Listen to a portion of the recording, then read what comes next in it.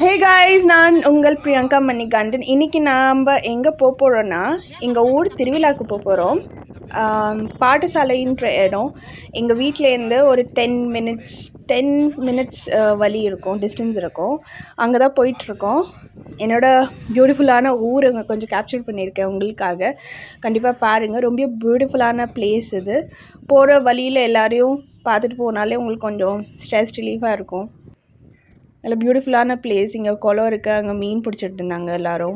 ரொம்ப வெயில் நிறையா இருக்குது இப்போது. வெயிலுக்கு ஏற்ற மாதிரி உங்களோட ஃபுட் ஹேபிட்ஸையும் சேஞ்ச் பண்ணிக்கோங்க, டயட் சேஞ்ச் பண்ணிக்கோங்க, அதான் நல்லது. பாருங்கள் எவ்வளோ நிறையா வெயில். நாங்கள் 10 o'clock தான் காலையிலே கிளம்புனோம், ஆனால் அப்போயுமே ரொம்ப வெயிலாக இருந்துச்சு.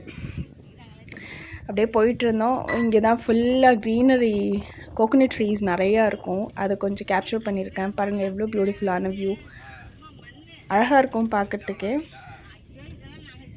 இது கொஞ்சம் இன்டீரியரான பிளேஸ், அதனால் வீடெல்லாம் நிறையா இருக்காது. இது மாதிரி இடம் தான் நிறையா இருக்கும். வேவே அப்படி தான் இருக்கும் ஃபுல்லாக.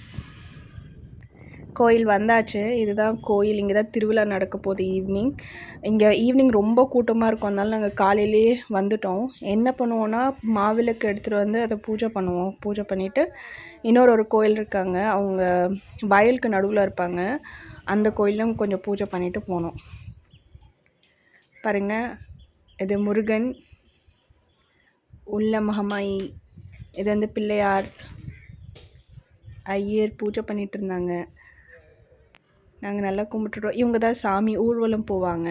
ஆக்சுவலாக என்ன பிலீஃப்னால், இது மாதிரி கூட்டிகிட்டு போகிறது வந்து ஒரு பாசிட்டிவிட்டி கொண்டு வரும், ஊர் மக்கள்லாம் நல்லா இருப்பாங்க, அவங்க பிரச்சனையெல்லாம் தீர்ந்துடும் அப்படின்னு சொல்லிட்டு திருவிழா டைமில் சாமியை எல்லா இடத்துக்கும் கொண்டுட்டு வருவாங்க. எல்லோரும் வீட்டிலேருந்து கும்பிடுவாங்க, பூஜை பண்ணுவாங்க, எல்லாம் செய்வாங்க. பாருங்கள், பார்க்குறதுக்கே எவ்வளோ அழகாக இருக்காங்க. அப்புறம் நாங்கள் கோயில் சுற்றி வந்துட்டோம் ஃபுல்லாக.